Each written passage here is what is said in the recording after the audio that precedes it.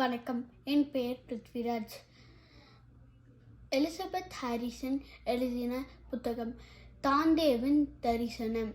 மொழிபெயர்ப்பாளர் தாமரை கண்ணன். முதல்ல இந்த புக்கை பற்றி எக்ஸ்பிளைன் பண்ணிடுறேன்.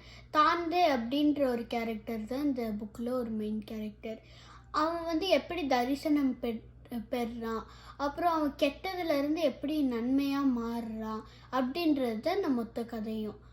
ஓகே, கதைக்குள்ளே போகலாம். 600 வருடங்களாக நம்ம முன்னோர்கள்லேருந்து அப்படியே பாஸ் ஆகிக்கிட்டே வருது.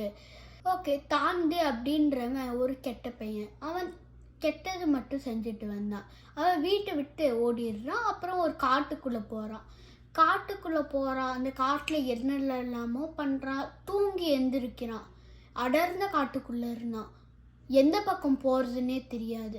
வழி மாறிட்டான். அவ்வளோதான், எல்லாம் முடிஞ்சிருச்சு. அது ஒரு பெரிய காடு. அந்த ஒரு மலை மாதிரி ஒரு உச்சி இருந்தது. முதல்ல அவன் பார்க்குறான், அந்த மலையில் ஏறினா நம்ம வழி கண்டுபிடிச்சிடலாம் அப்படின்னு. ஓகே, ஏற போகிறான். முதல் வழி எடுக்குனா ஒரு புலி நிற்கிது. ரொம்ப பசியோடு இருக்குது. அது அப்படியே அதோட ஓரக்கண்ணில் இப்படின்னு பார்க்குது.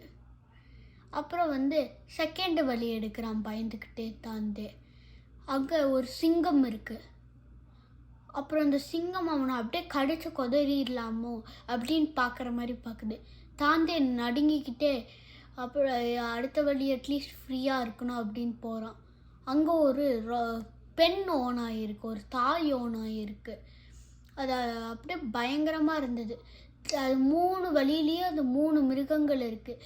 யாராவது என்னை காப்பாற்றுங்க அப்படின்னு தாந்தே சொல்கிறான். அப்போ ஏதோ ஒரு உருவம் வருது. ஏதோ ஏஞ்சல் மாதிரி இருக்குது. அது வந்த உடனே எனக்கு நீங்கள் ஏதாவது தரிசனம் தாங்க, இதுகிட்டேருந்து நான் எப்படியாவது தப்பிக்கணும் அப்படின்னு சொல்கிறாங்க. நீங்கள் யாருன்னு கூட எனக்கு தெரியாது, கண்டிப்பாக நீங்கள் என்னை காப்பாற்றியே ஆகணும் அப்படின்னு தாந்தே கெஞ்சுறான். இதோட இந்த பகுதி முடியுது. நன்றி, வணக்கம். அடுத்த பகுதியில் சந்திக்கலாம்.